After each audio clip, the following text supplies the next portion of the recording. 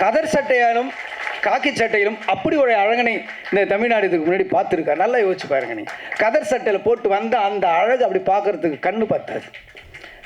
காக்கி dress அந்த police uniform பார்த்தா அந்த கம்பீரத்தை பார்க்கறதுக்கு கண்ணுக்கு பத்தாது. அப்படி ஒரு ஒன்று இருக்கும். ஒரு ரியல் போலீஸு கூட நம்ம இந்த மாதிரி வரணும்டா அப்படின்ற மாதிரி ஒரு இன்ஸ்பிரேஷனாக இருக்கிற உருவம் தான் கேப்டன். நிறைய பண்ணார். அதுக்கப்புறம் என்னுடைய திருமணத்துக்கும் வந்தார்.